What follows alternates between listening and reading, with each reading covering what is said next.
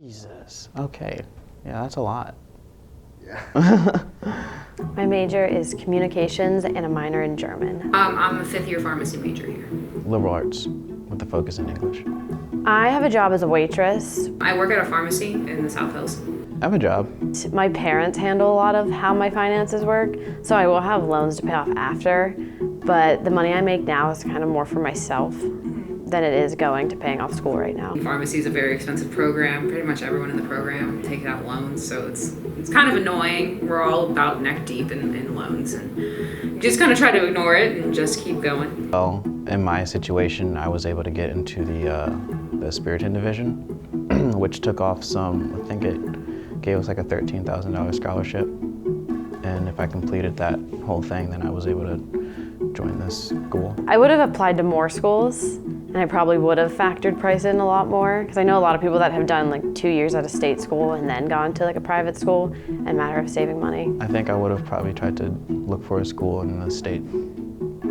At the time when I was looking for colleges, I just wanted to leave Maryland, but thinking about it now, part of me wishes I stayed. I like it here, but part of me wishes I stayed. I didn't know a whole lot about like the different prices of pharmacy schools and stuff when I chose Duquesne for pharmacy.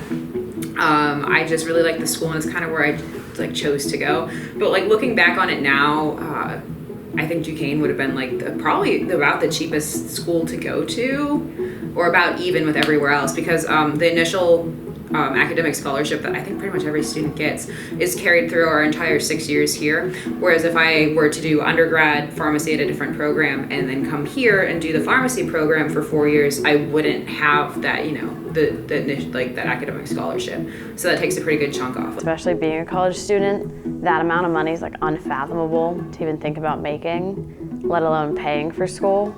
And I don't know if it's because private schools are typically smaller, they don't have as much donors or whatnot, so they just feel the need to charge more because they have to. But yeah, I actually have no idea why it would be so much. I don't know. I don't look into that stuff really. I just kind of go with the flow with life. But it's a private school, private Catholic school, so I'm sure they have their private Catholic school reason. I think that it has something to do with government funding. Maybe that's correct. I'm not really certain, honestly. I just know they're a lot more expensive. Look for scholarships, because that's one thing I didn't really do. I was constantly told to look for scholarships, but I really didn't want to, because I was lazy. Still kind of am, but that's just me. But yeah, I would say definitely look into a bunch of scholarships. Whenever I started off at Catholic, I had the parish scholarship, and then when I transferred back to Duquesne, I had a scholarship still pending from when I went to a Catholic high school. Yeah, so they can offer you more. Good money habits.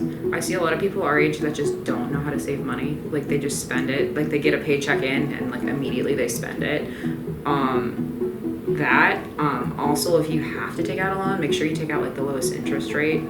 So if you can't pay off everything, it'll make it easier for you to pay it off when you graduate. Those are about the two biggest things.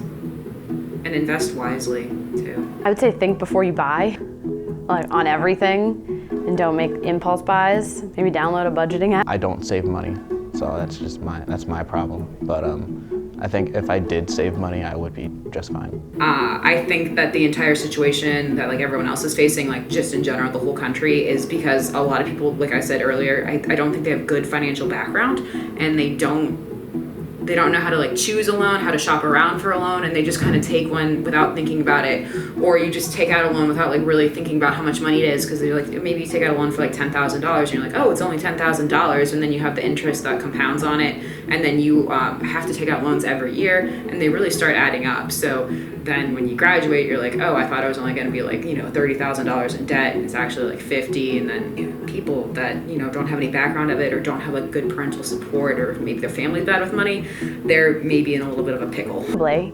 Just seems like a scary amount that people are taking out, and there's like such a pressure on people to go to college, and then they hear that they can take out a loan, so they do it, and you don't really think about it in the meantime. But it definitely seems like something that could have like a snowball effect later on in a negative form. Like I said, no, because I really don't have that much to pay back. I know a lot of people that do, but I will say that the current loan crisis in the US is not good.